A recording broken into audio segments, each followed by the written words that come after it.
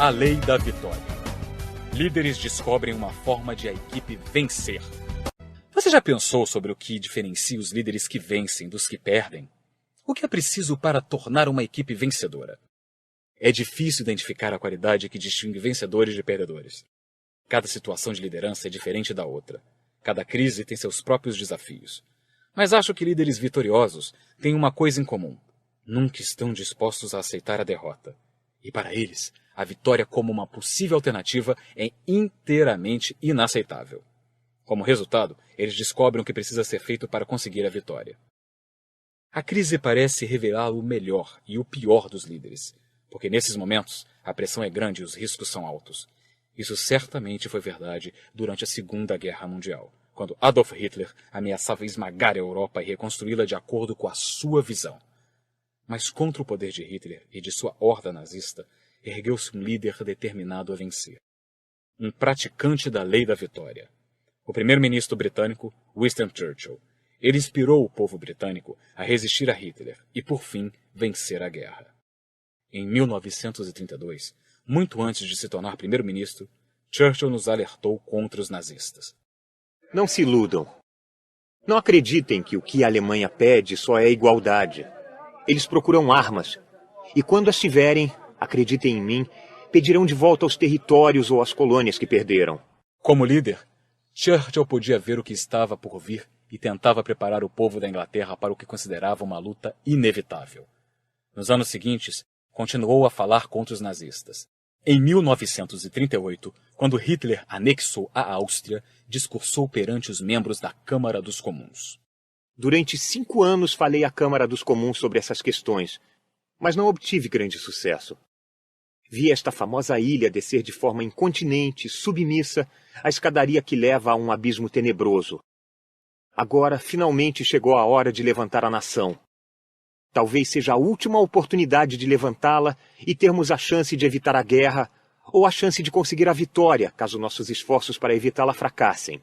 Infelizmente, o primeiro-ministro Neville Chamberlain e os outros líderes da Grã-Bretanha não se levantaram contra Hitler. Eles não estavam preparados para fazer o necessário para conseguir a vitória. E mais uma parcela da Europa caiu frente aos nazistas. Em meados de 1940, a maior parte da Europa estava sob o tacão da Alemanha. Mas aconteceu algo que mudou o curso da história do mundo livre. A liderança da Inglaterra foi dada a Winston Churchill, com 65 anos de idade na época, um líder corajoso que colocara a lei da vitória em prática durante toda a sua vida. Ele se recusou a se curvar às ameaças nazistas. Por mais de um ano, a Grã-Bretanha enfrentou sozinha a ameaça de invasão alemã. Quando Hitler indicou que queria fazer um acordo com a Inglaterra, Churchill o desafiou. Quando a Alemanha começou a bombardear a Inglaterra, os britânicos continuaram a resistir firmemente. E durante todo esse tempo, Churchill buscou uma forma de conseguir a vitória, pois ele não aceitaria nada menos que a vitória. Churchill convocou o povo britânico repetidas vezes. Começou assim que se tornou primeiro-ministro. Temos diante de nós um sofrimento do tipo mais terrível. Temos diante de nós muitos longos meses de luta e sofrimento. Vocês perguntam, qual é a nossa política? Eu digo, é travar a guerra no mar, na terra e no ar, com todo o nosso poderio e toda a força que Deus pode nos dar. Fazer a guerra contra uma tirania monstruosa, nunca superada no tenebroso e lamentável catálogo dos crimes humanos. Esta é a nossa política. Vocês perguntam, qual é a nossa meta? Posso responder em uma só palavra: vitória. Vitória a qualquer custo. Vitória, apesar de todo o terror. Vitória, por mais longo e difícil que seja o caminho. Pois sem a vitória não há sobrevivência. Enquanto isso, Churchill fazia tudo o que estava a seu alcance para prevalecer. Ele empregou tropas no Mediterrâneo contra as forças de Mussolini. Embora odiasse o comunismo, aliou-se a Stalin e aos comunistas, enviando ajuda a eles, mesmo quando os suprimentos da Grã-Bretanha corriam risco e sua sobrevivência estivesse ameaçada. E desenvolveu seu relacionamento pessoal com outro líder poderoso, Franklin Roosevelt. Embora o presidente dos Estados Unidos relutasse em entrar na guerra, Churchill se esforçou para construir um relacionamento com ele, esperando transformar essa amizade e respeito mútuo em uma completa aliança de guerra. Com o tempo, seus esforços foram recompensados. No dia em que os japoneses bombardearam Pearl Harbor, Lançando os Estados Unidos na guerra, Churchill teria observado consigo mesmo: então vencemos, afinal de contas. Na verdade, quando Churchill buscou a ajuda de Roosevelt, procurava um líder que punha em prática a lei da vitória há décadas. A lei da vitória era uma marca da vida de Roosevelt, que ao mesmo tempo em que derrotava a poliomielite, descobrira como ser politicamente vitorioso. Quando foi eleito presidente e se tornou responsável por tirar o povo americano da Grande Depressão, era apenas mais uma situação impossível que ele aprendeu a superar. E ele superou. Ao longo da década de 30, o país, em grande parte graças à sua liderança, recuperava-se lentamente. Assim como o primeiro-ministro levantou a Inglaterra, o presidente reuniu o povo americano e o uniu em uma causa comum. Algo que ninguém fizera antes nem fez depois. Para Churchill e Roosevelt, a vitória era a única possibilidade. Se eles aceitassem menos, o mundo poderia ser um lugar muito diferente hoje. Sem Churchill e a Inglaterra, toda a Europa teria caído. Sem Roosevelt e os Estados Unidos, talvez nunca teriam recuperado a liberdade. Mas nem mesmo um Adolf Hitler e todo o exército do Terceiro Reich podiam enfrentar dois líderes dedicados à lei da vitória, porque grandes líderes acabam descobrindo um caminho para a vitória. Quando há pressão, os grandes líderes dão o melhor de si. O que quer que seja que haja em seu interior vem à superfície. Em 1994, Nelson Mandela tornou-se presidente da África do Sul, nas primeiras eleições gerais do país depois do fim do apartheid. Foi uma enorme vitória para o povo do país e chegou depois de muito tempo. O caminho para essa vitória foi pavimentado nos 27 anos em que Mandela passou na prisão. Ao longo do tempo, ele fez tudo o que era necessário para se aproximar mais da vitória. Filiou-se ao Congresso Nacional Africano, que se tornou uma organização ilegal. Organizou protestos pacíficos. Foi para a clandestinidade e viajou ao exterior para tentar conseguir apoio. Quando necessário, enfrentou julgamento e aceitou uma pena de prisão com dignidade e coragem. E quando chegou o momento, negociou mudanças no governo. Mandela se descreve como um homem comum que se tornou um líder por causa das circunstâncias extraordinárias. Eu digo que ele é um líder que se tornou extraordinário por causa da força do seu caráter e sua dedicação à vitória por seu povo. Mandela descobriu um caminho para vencer, e é isso que os líderes fazem por seu povo. Você pode ver isso todos os dias. Os melhores líderes sentem-se compelidos a aceitar os desafios e a fazer todo o possível para conseguir a vitória para o seu pessoal. Na visão deles, liderança é ser responsável. Perder é inaceitável. Paixão é infindável. Criatividade é fundamental. Desistência é impensável. Compromisso é inquestionável. Vitória é inevitável. Com essa disposição, abraçam a visão, abordam os desafios com decisão e levam o seu pessoal à vitória. Costumamos ver a lei da vitória em ação em acontecimentos esportivos. Em outras áreas da vida, os líderes fazem a maior parte do seu trabalho nos bastidores, e nunca conseguimos ver exatamente o que acontece nesses bastidores. Mas em um jogo de futebol, você pode realmente acompanhar um líder trabalhando para conseguir a vitória. E quando o jogo termina, sabe exatamente quem ganhou e a razão por que isso aconteceu. Jogos têm resultados imediatos e mensuráveis. No que diz respeito à lei da vitória, um dos maiores líderes esportivos foi o jogador de basquete Michael Jordan. Ele era um atleta impressionante, mas também um líder excepcional. Ele viveu e respirou a lei da vitória todos os dias em que jogou. Quando o jogo estava equilibrado, Jordan encontrava uma forma de seu time vencer. Seu biógrafo, Mitchell Krugel, disse que a tenacidade e a paixão pela vitória de Jordan eram evidentes em todos os setores de sua vida. Ele exibia essas duas características até mesmo nos treinamentos, quando seu time, o Chicago Bulls, era dividido em titulares e reservas. Nos treinos do Bulls, os titulares eram conhecidos como o time branco. Os reservas vestiam vermelho. O ex-técnico do Bulls, Lowery, colocou Jordan no time branco desde o primeiro dia. Com Jordan e seu companheiro, Joe White, o time branco conseguia facilmente vantagens de 8-1 ou 7-4 em partidas de 11 pontos. O time que perdia essas partidas sempre tinha de dar uma corrida depois do treino. Era nesse momento que Lowery passava Jordan para o time vermelho, e o time vermelho vencia na maioria das vezes. Jordan demonstrou o mesmo tipo de tenacidade sempre que entrou em quadra. No início de carreira, Jordan se baseava principalmente em seu talento pessoal e em seu esforço para vencer os jogos. Mas à medida que amadurecia, ele passou a dar mais atenção a ser um líder, fazendo todo o time jogar melhor. Jordan achava que muitas pessoas negligenciaram isso. É o que todos pensam quando não jogo. Eles podem vencer sem mim? Por que ninguém pergunta a razão para isso ou qual é a minha contribuição que faz toda essa diferença? Aposto que ninguém nunca dirá que eles sentem falta da minha liderança ou da minha capacidade de tornar os companheiros melhores. E é exatamente o que ele oferece. Líderes sempre encontram uma forma do time vencer. Descobrir uma forma de ajudar seu time a vencer foi a marca de muitos fantásticos jogadores de basquete do passado. Um jogador como Bill Russell, pivô do Boston, avaliava seu jogo em função de se ele ajudar a todo o time a vencer melhor.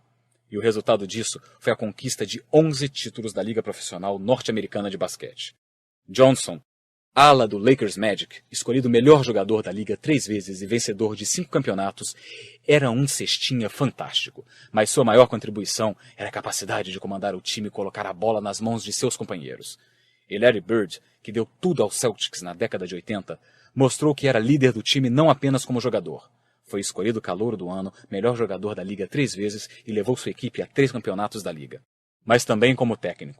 Em seu primeiro ano como técnico principal do Indiana Pacers, foi escolhido técnico do ano da liga após levar seu time a um recorde de 58-24, o melhor percentual de vitórias da história do clube.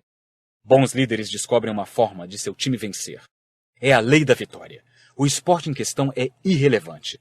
Michael Jordan, Magic Johnson e Larry Bird o fizeram na Liga Profissional Norte-Americana de Basquete.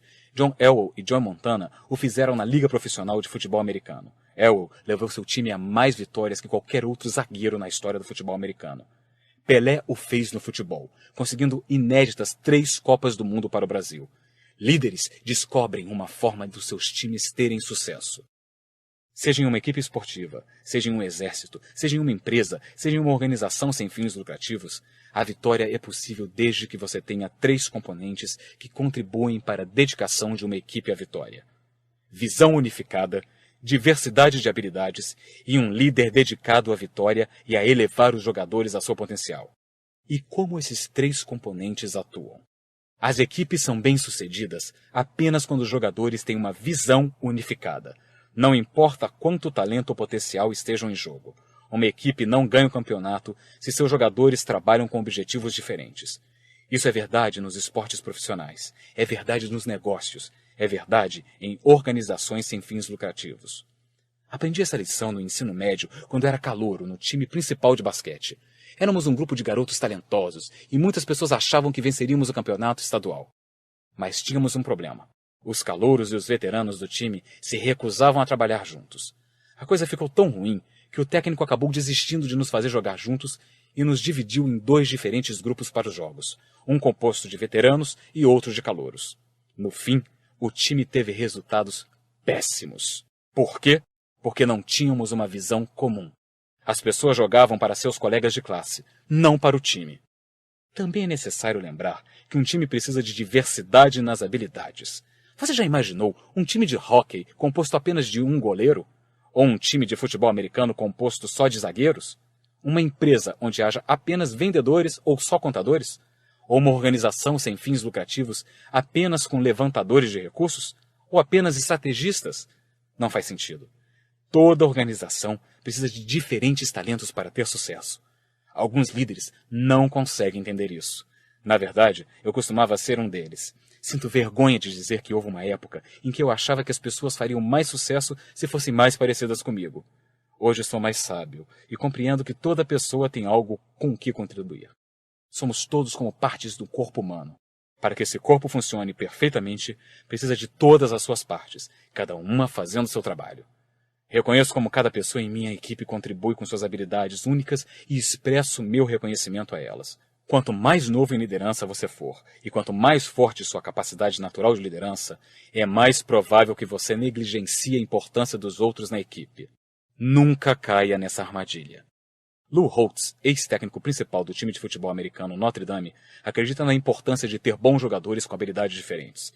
Ele acredita que para vencer você precisa de grandes atletas. Não importa quem seja o técnico. Você não pode vencer sem bons atletas, mas pode perder com eles. É aí que o técnico faz diferença. Em outras palavras, você também precisa de um líder dedicado à vitória e a elevar os jogadores ao seu potencial máximo. Nosso terceiro componente rumo à vitória. A visão unificada não surge espontaneamente. Os jogadores certos com a devida diversidade de talentos não se juntam sozinhos. É necessário um líder para que isso aconteça. É necessário um líder para dar motivação, o fortalecimento e a orientação necessários à vitória. Uma das mais impressionantes histórias de sucesso que conheci é a da Southwest Airlines e de Herb Kelleher, que mencionei quando conversávamos sobre a lei da conexão. Lembram?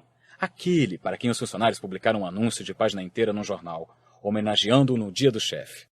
Pois então, a história de sua empresa é um exemplo admirável da lei da vitória em ação. Hoje, a Southwest parece uma potência em que tudo dá certo. Nas rotas que cobre, ela domina o mercado.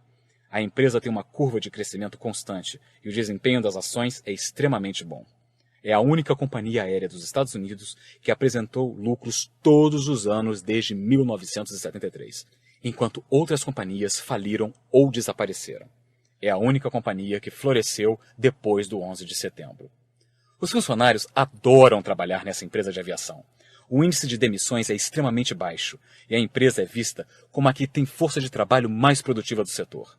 E é extremamente popular com os clientes. A Southwest está sempre recebendo classificação superior em atendimento ao cliente. Afinal, apresenta a menor taxa de queixas de atendimento ao cliente do setor desde 1987. Dada a posição atual da Southwest, você poderia pensar que ela sempre foi uma potência. Esse não é bem o caso. Na verdade, é um testemunho da lei da vitória que a empresa ainda exista hoje. A companhia foi criada em 1967 por Rollin King, proprietário de uma pequena companhia de transporte aéreo regional no Texas, John Parker, banqueiro, e Herb Kelleher, advogado.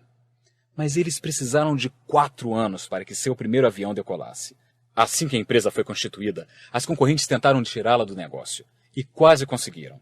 Seguiram-se várias batalhas judiciais e um homem, mais que todos os outros, assumiu aquela luta como sua, Herb Kelleher. Quando o capital inicial acabara e parecia que eles seriam derrotados, a diretoria quis desistir. Mas não Kelleher. Ele continuou na disputa. Continuou a representar a empresa no tribunal, adiou qualquer remuneração legal e pagou cada centavo das custas judiciais do próprio bolso. Finalmente, o caso chegou à Suprema Corte do Texas. O trio venceu e pôde colocar seus aviões no ar. A Southwest, quando começou a funcionar, contratou Lamar Mills, o experiente líder do setor, como seu novo presidente. Ele, por sua vez, contratou os melhores executivos disponíveis. E enquanto outras companhias aéreas continuavam tentando tirá-los do negócio, Kelleher e Mills continuaram lutando, nos tribunais e no mercado. Quando tiveram problemas de ocupação nos voos que chegavam a Houston e partiam dali, a Southwest começou a voar do Hobby Airport em Houston, mais acessível aos viajantes por sua proximidade do centro da cidade. Quando todas as principais transportadoras se transferiram para o recém-criado aeroporto Dallas-Fort Worth, a Southwest continuou a voar do conveniente Love Field. Quando a companhia teve de vender um de seus 4 aviões para sobreviver, os executivos descobriram uma forma de os aviões restantes não permanecerem em solo mais que impressionantes 10 minutos entre os voos. Desta forma, a Southwest conseguiu manter rotas e horários. E quando eles não descobriram outra forma de encher os aviões, foram pioneiros no sistema de tarifas de horário de pico e de fora de pico, dando aos turistas uma enorme redução no preço das passagens. Ao longo de tudo isso, Kelleher continuou lutando e ajudou a manter a Southwest viva. Em 1978, 7 anos após ter ajudado a colocar no ar a primeira pequena frota de aviões da empresa, ele se tornou presidente do conselho. Em 1982, foi escolhido presidente e superintendente. Hoje, ele é presidente executivo do conselho. Ele e seus colegas continuam a lutar e a descobrir formas de a empresa vencer. E que sucesso! Uma empresa que em 1977 tinha um patrimônio total de 22 milhões de dólares e em 2006 atinge o patamar de 14 bilhões de dólares. É ou não é vitoriosa? O presidente da Southwest, Cullen Barrett, resume o sucesso da companhia numa frase: a mentalidade de guerreiro e a própria luta para sobreviver realmente criaram nossa cultura. O que Kelleher, Barrett e o restante da equipe de liderança da Southwest têm não é só o desejo de sobreviver, mas o desejo de vencer. Líderes que aplicam a lei da vitória consideram inaceitável qualquer coisa que não o sucesso. E eles não têm plano B. Por isso, eles continuam lutando, e por isso continuam a vencer. Qual é o seu grau de expectativa no que diz respeito ao sucesso de sua organização? Qual o seu grau de dedicação para vencer o seu jogo? Você se apega à lei da vitória quando está em seu canto durante os intervalos da luta? Ou quando as coisas ficam difíceis, você joga a toalha? Suas respostas a essas perguntas podem determinar se você será bem-sucedido ou se fracassará como líder, se seu time vencerá ou perderá. Conforme prometi, incluí alguns questionamentos no fim de cada faixa para ajudá-lo a aplicar cada lei à sua vida. Não queime etapas. Só passe para a próxima faixa depois de refletir sobre as questões. Considere-as como experiência de aprendizado. Como aplicar a lei da vitória à sua vida? O primeiro passo na prática da lei da vitória é assumir a responsabilidade pelo sucesso da equipe, departamento ou organização que você lidera. Deve ser algo pessoal. Seu compromisso precisa ser maior que o dos outros membros da sua equipe. Sua paixão deve ser grande. Sua dedicação tem de ser inquestionável. Você demonstra esse tipo de compromisso? Não.